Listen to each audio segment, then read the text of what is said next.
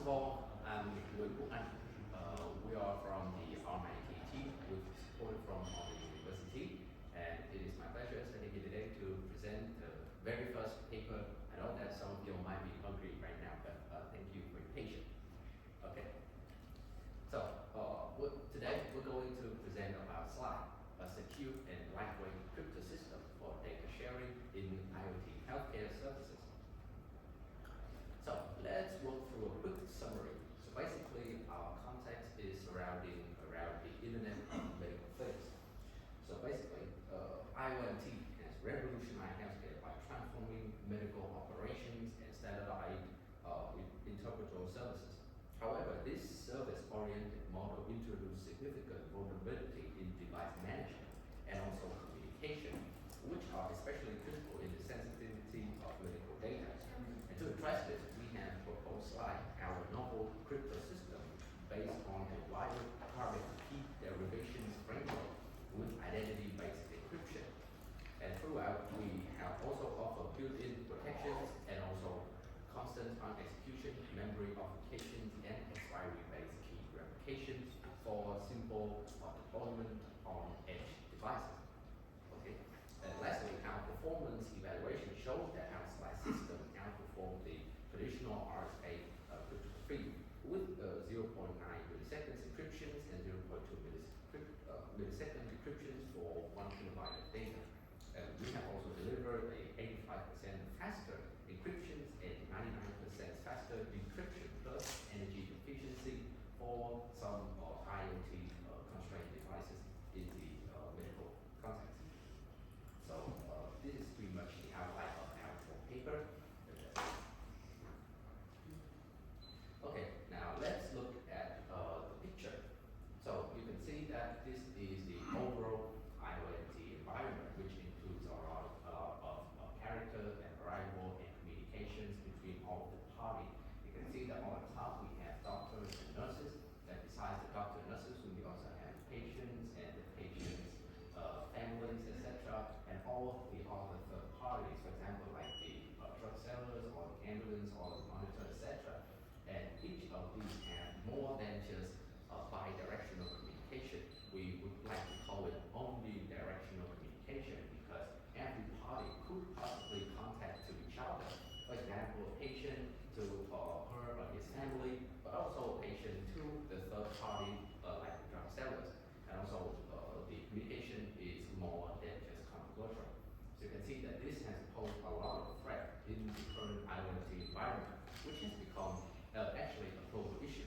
For example, from our references, you can see that the medical has contained more than 55% more sensitive data in comparison to any other industry, which poses the healthcare industry as one of the most vulnerable domain that could be for phishing and attacks.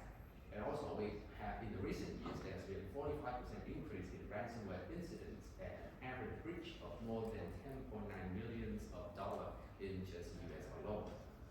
So you can see that the overall pictures here has a lot of communication and also pose a lot of threat every time when the API gets exposed or every time there's transactions between parties. So now let's walk through a bit of related work in the current and prevailing options we have in the cryptographic environment. So our key questions here, you can see that how can we secure omnidirectional communication among all of the healthcare IoT devices, ranging from wearable to implantables, and while maintaining regulatory compliances like the HAPAA or the GDPR in Europe. So basically, the thing that is special about the IoT devices in the healthcare environment is that they are extremely small. For example, you have Fitbit, you have all the devices like the EMR, and you have a lot of other electronic stuff. So basically, at the very first time, we have symmetric encryption. So symmetric cryptography basically works by using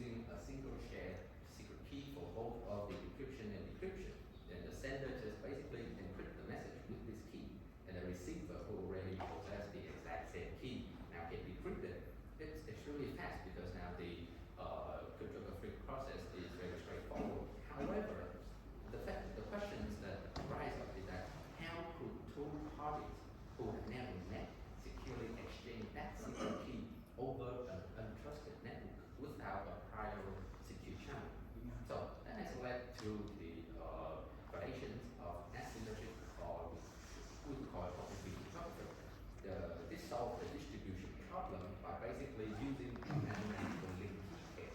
Everyone can now freely publish their public key, and anyone can encrypt a message or verify a signature with it. So, but only the owner of the matching private key can decrypt it or sign it. This enables secure communication without the pre-share of secret key. However, the remaining challenge now became the fact that how do we authenticate a given public key that truly belongs to the party? That's so. Basically, we shift the paradigm to from encrypt to a person to encrypt to a policy, which refers to the concept of attribute-based encryption. So basically, data is encrypted under a logical expression over attribute. For example, role is doctor, and the hospital is at St. Mary Vacation, Australia. So that is an attribute. And another trusted attribute authority that issues the private key corresponding to the user attribute. And the decryption succeeds only if the user attribute now satisfies all the policies as just mentioned before. And ABE also provides the fine-grained access control over other cryptographic algorithm as just mentioned, like the AES or the symmetric and other public key infrastructure, because it has now provided fine-grained access control through the attribute-based encryption. But still, in the current IoT environment, where resources are where devices are extremely resource constrained, it still relies on a central authority for key issuing and requires extremely complex policy management every time communication is open between all the parties, and there is also renewal issue in comparison to the upcoming IBE. So this is just a quick summary of what we are currently having. For example, for symmetric encryption like the AES or attach-many, you can see that is a severe key distribution problem in distributing IoT environment, due to the no built-in access control, replication, or any policy enforcement. And then for traditional public key infrastructure or RSA-based system, we are seeing that they are heavy certificate management, and so they have extremely poor scalability of constrained devices, which should not be applied in the healthcare environment. And then for the attribute-based encryption, it's computationally expensive due to bilinear pairing now being too heavy for ultra-low power wearable and intelligent. So that has these related work have also been the motivations for our work on using identity-based encryption. So to overcome this, we have proposed SLIE, once again, secure and lightweight identity encryption for omnidirectional Internet of Medical Things service communication. And we promise to ensure three of the following things. First of all, we ensure the hierarchical key management. And why hierarchy is a thing to consider in the IoT environment, we will be explaining in the next slide.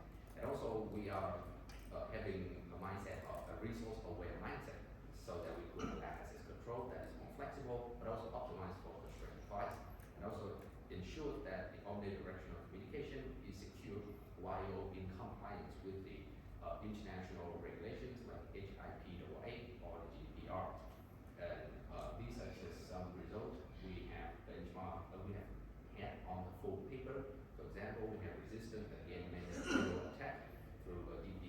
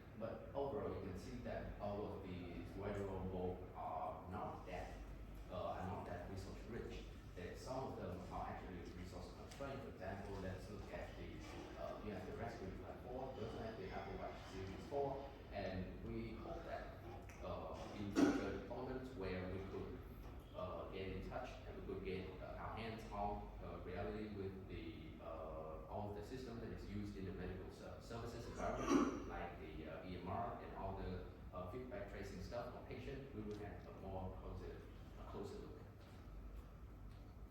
But now, okay, let's take a look at the hierarchical structure of healthcare communication for our paper. So basically, this is our high-level design. So you can see that all of the we slide integrate lightweight IBE with an efficient built-in verification mechanism. The verification mechanism is on the right side, and the IBE design is currently in the center. So you can see that Dr. Alice with the keys might have the full permission to data/EHR/full. However, to Nurse Charlie, he only has the permission to data EHR and to the record, and the record is actually only in the branch of the full folder. So now basically, how could Nurse Charlie get his permission? So this is very simple. Nurse Charlie just basically asks Dr. Alice, and Dr. Alice will verify his identity. Okay, you are Nurse Charlie of Ass Hospital, and she could easily delegate her key to Nurse Charlie without going through any of the process, because you see now Dr. Alice possesses the master key for the full folder. So every branches within the full folder could be delegated. And also the same case happened to the third party, and each of the key now has a simple expiry verification mechanism attached to it from a specific length of time. And this is about the identity-based encryption. So some of you might have been familiar with this terminology, but if not, I believe is a public key cryptographic paradigm in which a trusted authority use bilinear pairing and or related algebraic structure to derive a private key corresponding to the identity strings of the following senders, and also thereby enabling non-interactive key establishment. And also we built another function called the wildcard key derivation, which I just showed the simplified version before, where they are placeholder and they are string, and we encode the pattern into it. For example, the row hierarchy of the sender, the departmental structure, the patient assignment, and the temporal constraint, all is encoded into encoded and described as pattern, not just string. So during setup, you can see that for any identity pattern, the system derives a private key which can decrypt the messages addressed to matching patterns. Encryption and decryption are standard for an IBE model, which they are just the standard, and also SLIE improve them by incorporate the wicked IBE or the wildcard key derivation by embedding the healthcare workflow logic through the row hierarchy, departmental structure, and all this stuff, and also supporting non-communicative delegation, because as I just mentioned, Dr. Alice can just easily delegate her key to Nurse Charlie within the hierarchical system.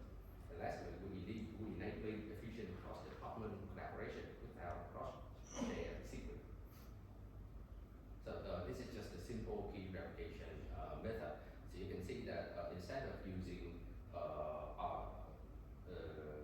other key verification method like we embed it with the current time, or we use the real time to track the validation period of the key, we now just simply assign the variable t to be the time for each of the row. For example, physicians might hold the key valid for 21 days due to the fact that he has a patient revisited every 2 or 3 weeks for their re-examination. Then the nurse only has 7 days to take care of the patient, so the key would only validate within 7 days.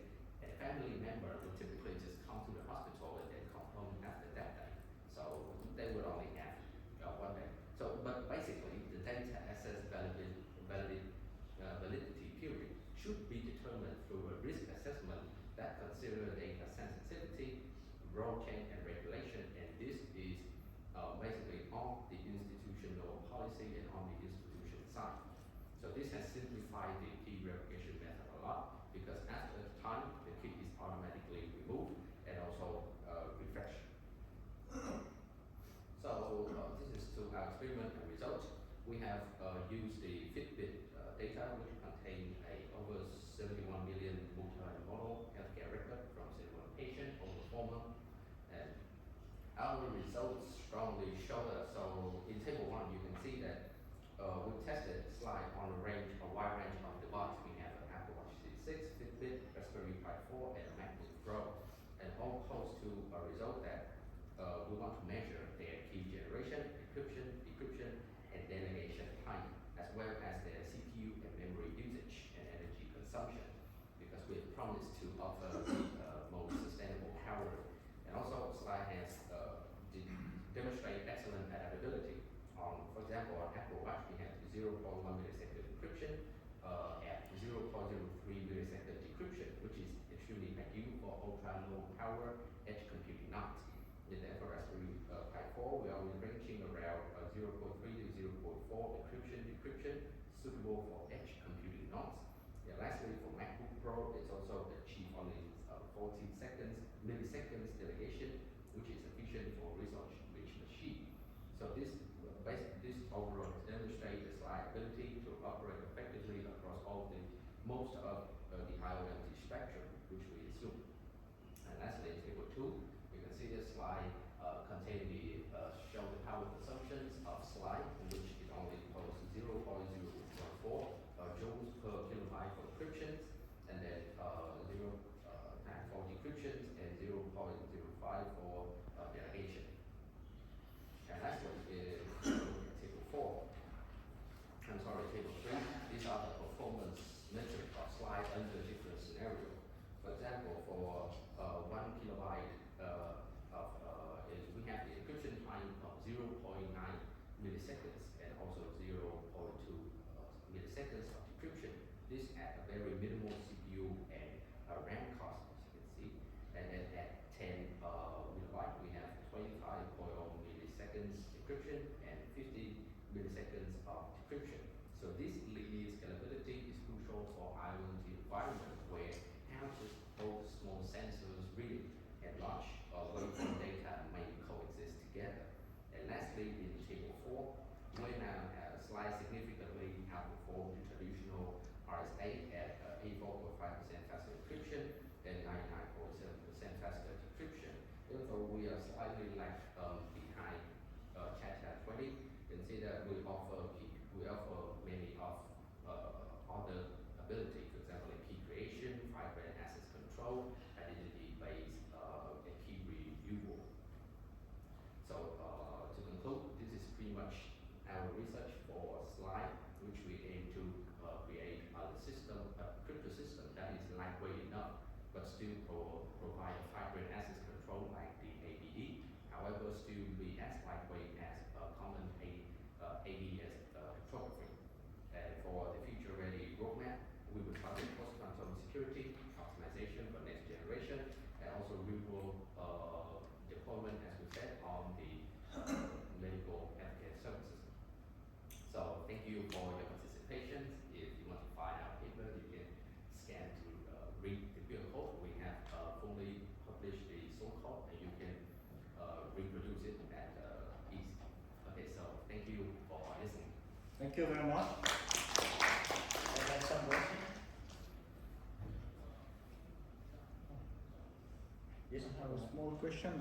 So the idea is so let's say we gather some data using a smartwatch or something, and we encrypt it and send it, right? Yes. So basically the algorithms will encrypt and decrypt in IoT, right? Yes, we are a full crypto system. We allow every ability from encryption to decryption, delegation. It's not just like a single cryptography, like for example symmetric decryption, but this is a full end-to-end crypto system. Yeah. So basically, let's say in our file systems like cloud-based Word or something.